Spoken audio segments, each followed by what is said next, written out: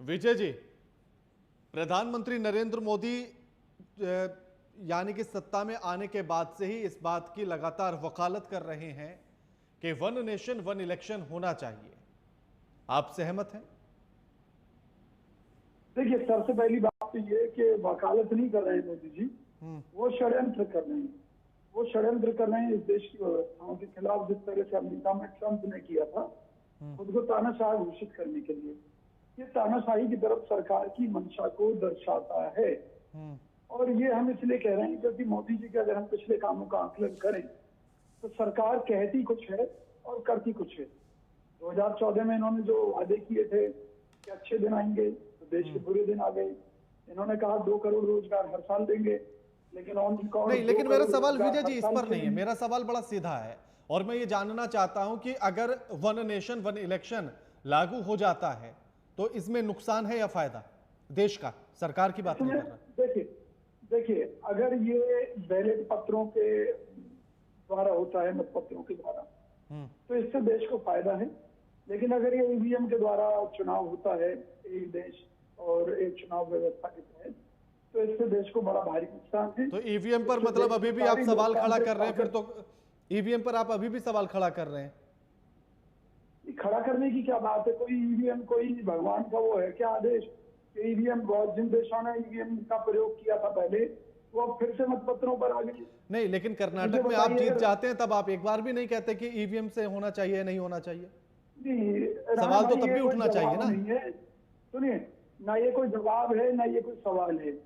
सबसे बड़ा मुद्दा ये है कि भाई आप एक चीज लागू करना चाहते हैं, उसमें हमारी शंका ये है कि अगर कोई भी एक पार्टी और गड़बड़ कर देती है सारे सिस्टम में, तो वो इस देश की तानाशाह पार्टी हो जाएगी। फिर उसके सिस्टम से कभी ये देश बाहर नहीं निकल पाएगा। ये हमारी शंका है और ये भाजपा का यही षड्यंत्र। लेकिन आप ही के पार्टी के बड़े नेता हैं और छत्तीसगढ़ के मंत्री भी हैं टीएस सिंहदेव। अब तो उन्हें और भी बड़ा पद दे दिया गया है। वो तो कह रहे हैं कि ये अच्छा है और ये स्वागत योग्य है, ये होना चाहिए। देखिए, मैंने क्या कहा आपसे, ये अच्छा कदम है, स्वागत योग्य तब है जब सरकार ये घोषणा करे कि भाई ईवीएम से चुनाव नहीं होंगे, मतपत्रों के माध्यम से, बैलेट पेपर के माध्यम से मतदान होगा, तो कांग्रेस पार्टी इसका स्वागत करेगी। मैं एक बड़ी सीधी सी बात कह रहा हूँ, देश के लिए भी खतरा है, कांग्रेस पार्टी की बात नहीं है।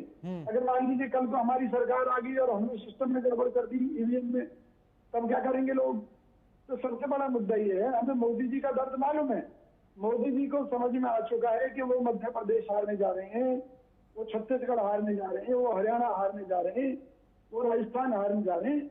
इसलिए वो इस राजनीति पर काम कर रहे हैं कि किसी तरीके से पहले तो इन चुनावों को रोका जाए और फिर ईवीएम के माध्यम से पूरा देश जीता जाए। ठीक है। कहना है कि तमाम फायदे होंगे, जिनमें से वोटर लिस्ट, चलिए ये मैं मान लेता हूं कि वोटर लिस्ट एक हो जाएगी और चुनाव की प्रक्रिया आसान हो जाएगी।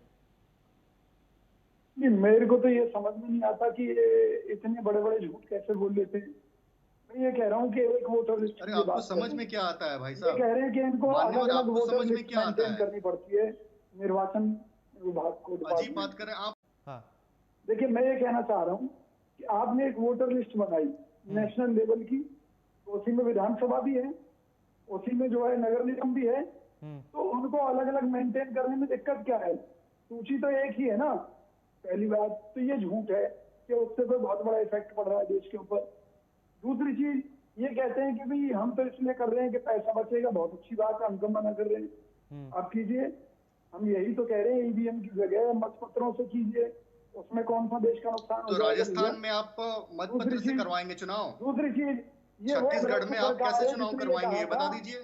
तिवारी जी बीच में ना बोलिए, मैं आपके बीच में। अमित जी, जब आपके पास, अमित जी आपके पास भी लौटूंगा मैं।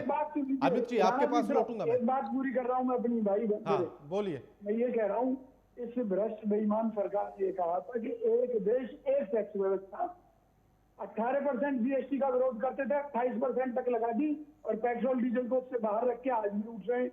तो एक देश एक टैक्स व्यवस्था के नाम पर कई तरह की टैक्स व्यवस्थाएं देश के ऊपर लाद कर ये आज भी देश को लूट रहे हैं।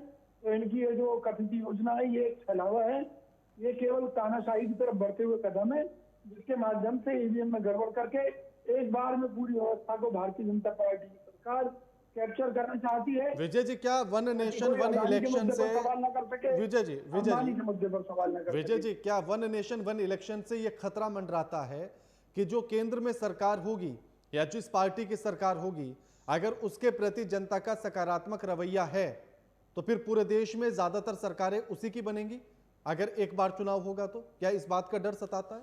देखिए, इस बात से कोई खतरा नहीं है, वो तो लोगों का अपना निर्णय है कि भी वो किसे चुनते हैं किसे नहीं चुनते। सवाल यह है कि अगर एक बार किसी सरकार ने गड़बड़ कर दी ईवीएम में, तो पूरे देश का सारा सिस्टम, चाहे वो नगर निगम है, चाहे वो विधानसभा है, चाहे वो लोकसभा है, हर जगह वही पार्टी उस पर काबू हो जाएगी और उसके बाद देश की जितनी भी व्यवस्थाएं हैं वो उनके दबाव में रहेंगी, चाहे वो न्यायपालिका है, चाहे वो कोई भी सिस्टम है। तो उन परिस्थितियों में भी अभी तो ये है, अलग अलग राज्यों के चुनाव हैं तो लोग अंदाजा लगाते रहते हैं ईवीएम में कितनी गड़बड़ है कितनी नहीं। तो उस समय में तो जो गड़बड़ कर दी फिर तो 5 साल जनता फांसी पर ही लटकी रहेगी। ठीक है अमित जी, होगा देश का। ठीक है विजय जी, ऐसे में प्रधानमंत्री की तरफ से भी ये कहना है और वकालत करते हुए वो भी ये कह रहे हैं कि चुनाव में जो तमाम पार्टियां ब्लैक मनी का इस्तेमाल करती हैं, तो अगर एक बार में ही चुनाव होगा तो भ्रष्टाचार पर भी रोक लगेगी।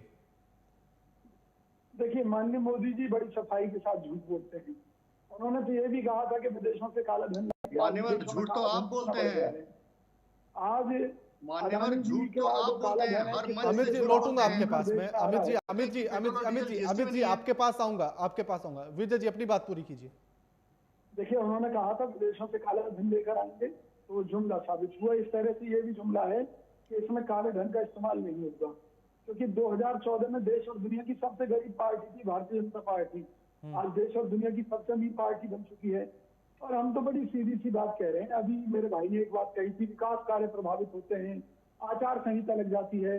अभी ये कह रहे हैं अलग अलग फेज में कराएंगे। तो अब अगर लगातार चुनाव आचार संहिता की वजह से 1 साल तक देश का प्रभावित जो विकास है वो प्रभावित रहेगा, तो उसका जिम्मेवार कौन होगा? अरे भाई, हम तो एक बड़ी सीधी सी बात कह रहे हैं। हम पूरे चैलेंज के साथ कह रहे हैं कि मोदी जी जो इस व्यवस्था में परिवर्तन करना चाहते हैं वो उनका स्वार्थ है। वो इसके माध्यम से देश के ऊपर तानाशाही थोपना चाहते हैं। बड़े सीधे शब्दों में कह रहा हूँ। अभी ये कह रहे हैं कि भाई जीएसटी के निर्णय तो जो है विपक्षी ले रहे हैं, तो भाई फिर तो मोदी जी को इस्तीफा दे देना चाहिए कि अगर उनकी नाक नीचे टैक्सों के नाम पर विपक्षी लोग, विपक्षी दलों के लोग इस देश को लूट रहे हैं और भ्रम कैसे फैलाया जाता है ये कांग्रेस। मोदी जी को इस्तीफा दे देना चाहिए। ये जो कैगरे बोर्ड में घोटाले आ रहे हैं सरकार के, इनके लिए भी कांग्रेस को जिम्मेवार ठहरा रहे हैं ये लोग। ठीक है।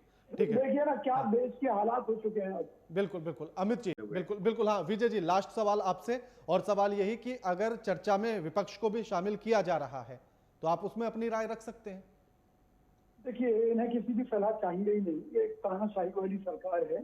चाहे कृषि बिलों की बात हो, यूसीसी की बात हो, हर मुद्दे पर अपनी तानाशाही चलाते हैं। अभी इन्होंने कहा था, जबकि डिपार्टमेंट से जब इन्होंने इस बारे में जानकारी मांगी तो संबंधित डिपार्टमेंट ने कहा कि मौजूदा कानून ही पर्याप्त है, इसके लिए अलग से कानून बनाने की जरूरत नहीं है सामान्य नागरिक संहिता के ऊपर। लेकिन ये लोग नहीं माने। उसके बाद क्या हुआ, इन्हीं के सहयोगी दलों का इनके ऊपर दबाव डाला, तो आज कहाँ चली गई सामान्य नागरिक संहिता। इसी तरीके से ये भी एक ढकोसला है, और ढकोसला केवल ये है कि एक षड्यंत्र है जिसके माध्यम पर ये देश की हर विधानसभा पर और लोकसभा चुनाव पर कब्जा करना चाहते हैं। और उसके लिए हमें चाहते हैं कि ईवीएम की जगह बैलेट पेपर से चुनाव हो, जिससे कि दूध का दूध पानी का पानी हो सके। बिल्कुल सरकार के काले कारनामों को बिल्कुल अमित जी, लास्ट कमेंट दीजिए। बिल्कुल।